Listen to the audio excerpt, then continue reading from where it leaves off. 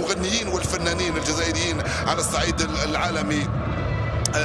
ومعروفة أيضا عند الكثير من المتابعين هي أغنية لا ليبرتي، وهذه هي الأجواء في ملعب 5 جويلية الأولمبي لا تشاهدونها في ملاعب أخرى. أنا لا أقول بأنها الأفضل، ممكن نشاهد الأفضل، ولكن هذه الصور رائعة جدا لجمهور شغوف بكرة القدم، جمهور عظيم في الجزائر، هو أيضا يشبه الكثير من الجماهير الجزائرية الموجودة في كل مكان. طبعا هناك ناس يشوفوا مباريات اتحاد العاصمة من أجل أن يستمتعوا بهتافات وتشجيعات جماهير الاتحاد بأولادهم، بشيوخهم، بنسائهم، ببناتهم، بأسرهم الموجودة في مدرجات ملعب 5 جويلية، رغم الأمطار التي تتهاطل هذه الأيام على الجزائر العاصمة، وتهاطلت أيضا على ميدان ملعب 5 جويلية الأولمبي في مباراة سيديرها حكم موريتاني شقيق هو دهان بيدة الذي يشرف على هذا اللقاء. لبس